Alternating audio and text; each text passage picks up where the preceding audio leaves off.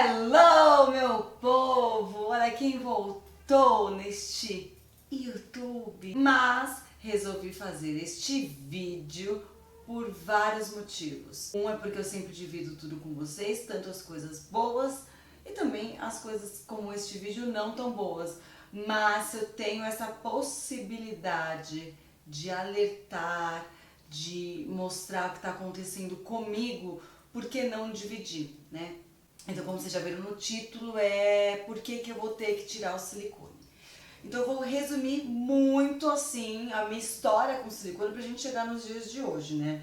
Então essa prótese que eu tenho é a segunda prótese. Eu coloquei a primeira em 2006. Por quê? Porque eu era uma menina totalmente insegura. Eu já tinha, desde os 15 anos, sofria bullying com as minhas olheiras. Então eu fui crescendo e eu fui caçando coisas que eu não gostava ou que as pessoas falavam que não era bonito. Depois da olheira foi os meus seios, porque eles eram pequenos, era tamanho 40, normal. E aí comecei a olhar pra eles e achar que eram feios, que se eu não tivesse seios como as mulheres, né, que estavam em evidência na época, ou que o padrão na época era que eram seios super grandes, se eu não tivesse eu não seria bonita, eu não me encaixaria aos padrões, eu não seria atraente, os homens não iam olhar pra mim, coisa que a gente cresce com essa pressão e totalmente adolescente. Em 2006 eu tinha 20 anos, então eu já vinha da olheira, então eu queria achar focos para as pessoas não olharem mais pro meu rosto. Olha a falta de noção. Então, assim, então se eu tivesse peitos grandes, então tá, beleza, não vou olhar pra minha cara, não vou encher meu saco. Eu fui colocar silicone para as pessoas pararem também de falar. Então, olha o que a gente faz com a gente por causa dos outros, né? E enfim, eu coloquei 340 ml, cara, era muito peito. Eu achei, eu vou pôr uma foto aqui pra vocês, muitos peitões. E aí com o tempo o que aconteceu? Começou a me machucar, eram muito pesados. Eu não podia usar cortininha porque chegava a me cortar aqui, pra vocês terem ideia, eu ficava com machucado. E aí começou a me trazer incômodos, né? Então eu emagrecia, engordava e foi ficando uma pele muito flácida, né? O peito, e começou a cair, enfim. Em 2013 eu tive um acidente muito feio de carro, né? Eu já contei algumas vezes essa história. E 4 carros bateram em mim e, consequentemente, o cinto que estava aqui, o impacto foi tão grande e eu comecei a ter dores só nessa mama. Umas dores laterais, como se fosse, sabe? Fui lá, fiz muita musculação e aquela dor muscular. Fui na médica e aí ela disse que a prótese estava... Eu fiz ressonância, fiz todos os exames, raio-x, e ela disse que a prótese estava rompida e que eu precisava trocar de prótese. Eu precisava. Eu lembro que era perto do carnaval e aí eu cancelei viagem de carnaval tudo e eu fui fazer a cirurgia que eu precisava. E eu acreditei, uma médica falando que a minha prótese estava rompida. Eu fiz, eu acreditei cegamente. Foi aí que eu caí a farsa dessa indústria que eu acredito que a maioria das mulheres estão caindo, né? Já começa por aí que eu não precisava de silicone, né? Não precisava. Eu tinha uma mama perfeita, eu tinha uma anatomia perfeita, né? E aí eu fui, mais uma vez, troquei, fiz uma mastopexia, que é, como eu tava, lembra que eu falei, engordava, emagrecia, então eu já tava com flacidez, porque, gente, pensa, era muito peso pra mim. E aí ela fez uma mastopexia. A masto é quando você tira a pele. Então assim, eu tenho aqui na auréola a cicatriz e aqui embaixo e é como se fosse um T invertido, né, e na auréola. Só que ela nunca me contou, e eu fui descobrir agora com 34 anos, que quando você faz uma mastopexia, você diminui muito as chances de você conseguir amamentar seu filho. Então assim, ela não me falou desses riscos, ela simplesmente escolheu por mim.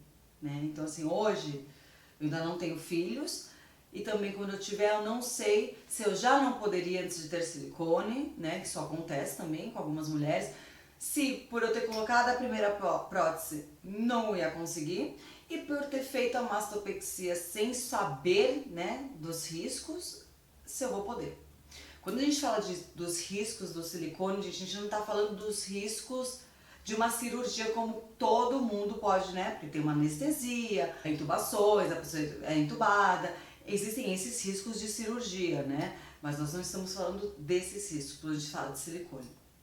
E aí eu fui enganada também, que ela disse, e que infelizmente é muito triste ver os profissionais usarem a má fé para falar para nós que as próteses são vitalícias. Gente, não existe prótese que você vai colocar e nunca mais vai ter que tirar ou fazer a troca. O que é vitalício é a garantia. Então vamos supor, essa minha prótese rompeu, a empresa X, ela me fornece uma nova prótese, mas ela não fornece o médico para fazer o gasto todo, o pós-operatório, enfim, nada. Ela fornece a prótese que é o mais barato de toda a cirurgia, tá? E aí ela me enganou. Agora eu tenho certeza o quão podre essa indústria é. Ela mentiu pra mim que a minha prótese estava rompida. Sinto muito, mas não, com uma ressonância, com raio-x, vários exames, não tinha como ela se enganar. Quando as próteses saíram, elas estavam intactas. Depois que eu coloquei a segunda prótese, e aí que é mais recente, que foi em 2014, nós estamos agora em 2020, eu comecei a sentir ao longo do tempo muitas mudanças no meu corpo. Eu fazia os exames, sempre estava tudo bem, tudo normal, não tinha nada de errado, mas sabe quando seu corpo tá gritando, Amanda, tá errado, mas nos exames não saía nada. Então eu passei a ter uma queda de cabelo absurda. Eu fazia tratamento, tomo vitamina, porque se eu não tomasse as vitaminas, gente, eu imagino o quão, né, meu cabelo estaria mais ralo. Então vários, e aí eu vou jogar de 2 anos pra cá que vieram a piorar, que eu comecei a pesquisar muito sobre, tá? Inclusive eu quero muito agradecer a Val e a Lari, elas são do perfis Splendid Silicone e Perigos do Silicone, porque foi a partir daí que eu comecei a fundo conversar com elas, conversar com mulheres que passaram por isso e entender que quando eu ia no médico eles falaram que não era nada, que era coisa da minha cabeça, era mais um profissional que também está nessa indústria e que ele não vai falar o quão tóxico é o silicone, essa bomba relógio que eles colocam dentro da gente, porque é dinheiro no bolso. Tá? Poucos profissionais olham na sua cara e falam, inclusive são profissionais que falam, eu não colocaria na minha filha, na minha esposa. Eu vou colocar aqui pra vocês, tá, a tabela, mas eu vou falando os sintomas que eu, principalmente a partir de 2017, 2018, percebi que evidenciaram, passaram, né, a ficar piores. Então, dentre eles que eu coloquei aqui, fadiga crônica, dores musculares, hipoglicemia, desmaios, sudorese noturna, tontura ou tremores, palpitação, secura nos lábios e na boca, muita dor de cabeça, sensação de formigamento, sonolência, enjoos aparentemente assim sem motivos. Meu nariz vive escorrendo, gente, vive escorrendo, ninguém descobre o que é. Tremor ou visão embaçada, né? Eu fui descobrir há pouco tempo que o nome que eles dão é moscas volantes. Então eu enxergo como se fossem pontinhos assim na visão, uns risquinhos. Cada vez esses sintomas pioram e eu quis até fazer nessa semana esse vídeo pra vocês, porque eu tô com contratura capsular e aí alguns médicos falam que isso é normal. Ah, é normal ter, né? Lógico, é normal você pôr uma bola tóxica no peito e o teu corpo sabiamente faz essa cápsula e com o tempo ela começa a apertar e doer de encostar. Eu encosto, gente. Dói, tá? Eu chego até... São noites que eu não durmo. De dor. Eu passo assim 15 dias no mês. São 30 dias, mas 15 dias terríveis para dormir. Atrapalha meu trabalho, atrapalha a minha vida. Eu tô usando agora esses sutiãzinhos assim de microfibra, porque o aro me dói muito, encostar me dói, dar um abraço do meu marido me dói. É, é muito complicado, porque assim, se tivessem me falado isso em 2006, talvez eu não ia ligar, eu ia assim colocar, sabe?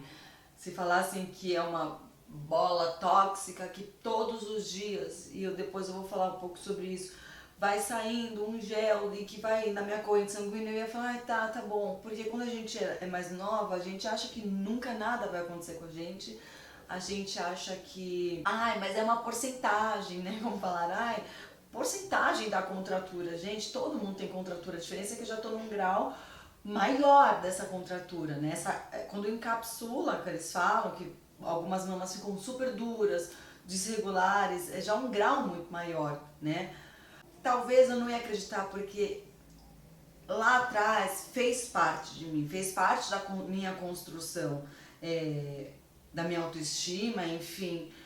Eu precisava, talvez, não sei, passar por aquilo. Hoje eu vou arcar com as consequências, né? De 2006, depois de 2014, de tudo que tá acontecendo. Mas nunca me falaram isso, né? Era uma coisa, não, é lindo, é seguro, é isso que você precisa. E a gente acredita, ou a gente quer tanto acreditar, a gente quer se encaixar, a gente quer ser linda, a gente quer ser perfeita, que a gente começa a estragar as coisas que já estavam maravilhosas. E eu comecei a criar uma Amanda na minha cabeça, que não existia, né? Sempre me perguntavam, tá, mas qual era o tamanho dos seus peitos? Aí eu falava, ai, 40, horrível. Nossa, gente, eu era muito feia. E aí, esse tempo eu postei uma foto, vou pôr aqui pra vocês, quando uma seguidora me perguntou e gente, eu não lembrava dessa menina. Eu coloquei na minha cabeça uma menina tão feia, uma menina tão, sabe, tão, não sei, eu nem sei explicar, eu não lembrava dessa imagem dessa menina eu acho que eu tinha 17 anos aí, linda, sabe? E daí que eu tinha olheira, e tenho ainda hoje, não tem problema, mas os meus seios perfeitos, não tinha nada de errado, não tinha nada de errado com essa menina. E eu não lembrava dela. Na minha visão, são poucas as fotos, foi difícil achar. Essa foto minha amiga que me mandou, porque eu apaguei. Eu não gostava de ver minhas fotos antes. E eu apaguei da memória uma menina normal, uma adolescente normal. Ou eu quis acreditar que eu era horrível pra ter a desculpa por que eu tava me mudando, né? Por que eu tava colocando peito, por que eu, sei lá, achava que eu não era bonita assim do jeito que eu era. Então hoje eu arco com essas consequências. Não sei se vocês já ouviram falar na doença do silicone ou síndrome de Ásia. O fato é que é sim tóxico. Então é assim, todo mundo vão ter esses sintomas que eu tô tendo?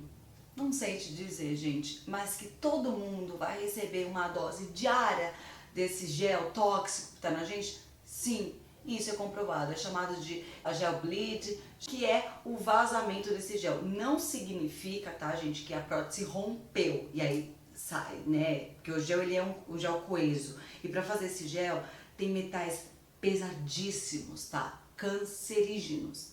Então, assim, não necessariamente precisa romper para entrar na sua pele. Ao longo diariamente, esse gel, essas toxinas, elas vão sendo liberadas do nosso silicone e ela vai para nossa corrente sanguínea.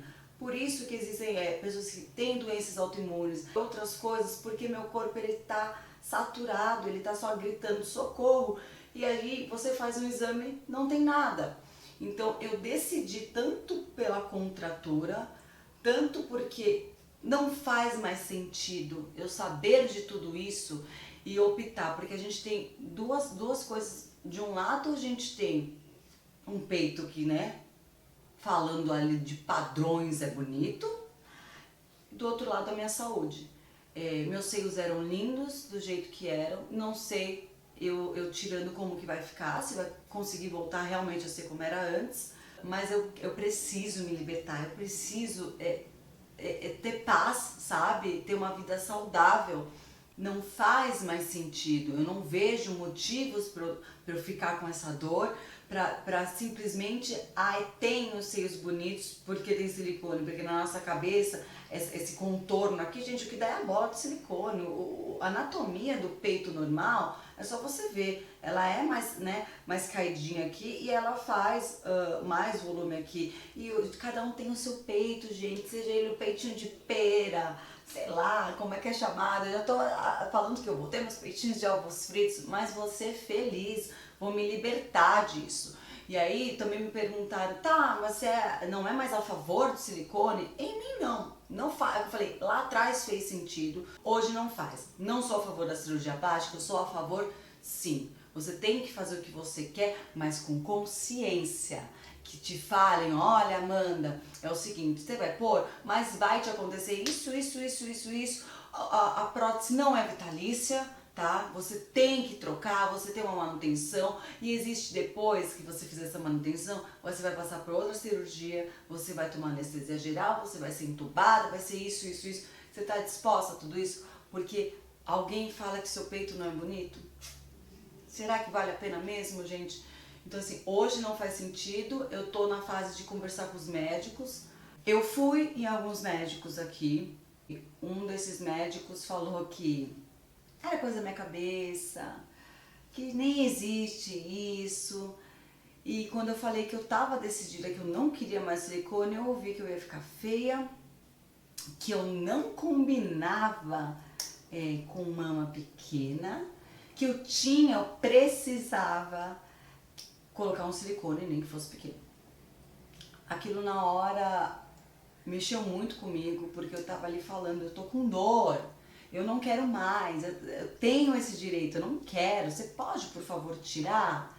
E aí eu tenho que ouvir que eu vou ficar feia, assim, eu já tava no momento, eu estou no momento fragilizada, e ainda tenho que ouvir que eu vou ficar feia. Então pensa a cabeça da mulher, que ela vai num cirurgião, ela já está indo porque ela não está satisfeita com alguma coisa. E aí vem uma pessoa que quer ditar o que é bonito e que não é. E de fato não é, ele só quer o dinheiro que ele vai estar no bolso dele por conta da prótese. E aí eu lembro que no dia eu concordei, que eu estava assim, ai, tá, falei, não, vou pôr, peraí que eu já volto. E aí foi quando eu pedi a lista, né, para as meninas pra Val e pra Lari, do explante de silicone e o perigo de silicone, eu pedi a lista de médicos especializados em explante. Por quê, gente? Porque não é simplesmente abrir e retirar, tá? A gente tem que fazer o explante em bloco, tem que remover aquela capa, precisa remover aquilo. Então, vamos supor, tem que trocar, se eu fosse abrir, trocar e colocar outro, eu ia estar trocando de problema, não está resolvendo problema nenhum. Eu, entre aspas, ia resolver a contratura, iam colocar uma nova, ia me dar a contratura e vai saber quantos anos, meses que ia me dar mais sintomas e todas essas dores novamente. Então é por isso que eu optei em retirar, fazer o explante em bloco, tá? Então por esse motivo eu comecei a pesquisar e eu tive algumas consultas com alguns médicos, então eu tô nessa fase ainda. Então assim, eu não vejo a hora desse terror na minha vida acabar. Realmente, se eu pudesse escolher, eu ainda não tenho filhos, eu escolheria esperar ter os meus filhos e aí ver se eu conseguir amamentar. Então eu decidi que vou explantar e eu vou dividir tudo com vocês, a hora que eu decidi o médico, o porquê que eu escolhi, enfim. Mas hoje eu quero agradecer também as explantadas que vêm conversar comigo, as meninas dos perfis explante de silicone, mais uma vez, perigo silicone, me deram todo o suporte, me ajudaram em tudo, em dúvidas, em me ajudar em consulta, em passar nome de médico, tudo, e elas dão esse suporte, inclusive elas têm um grupo lá no Facebook também, que são de mulheres que foram explantadas mais de um ano, com quem fizeram, elas têm lista de médicos e elas têm diariamente todas as informações que a gente precisa saber e que essa indústria tóxica não fala porque é muito dinheiro envolvido. Então assim, gente, entre o dinheiro e a nossa saúde, vamos pensar um pouquinho. Se você sonha em pôr silicone, primeiro saiba de tudo. E aí eu não sei se ainda vai ser seu sonho, mas mesmo se for, você tem a ciência do que você está fazendo com você. Eu volto em breve com mais assuntos sobre isso e espero que eu tenha ajudado vocês de alguma forma a não passar por isso que eu tô passando agora, tá? Beijo! E daqui a pouco, quem sabe eu não volto com um peito de ovo preto, mas com saúde feliz, gente.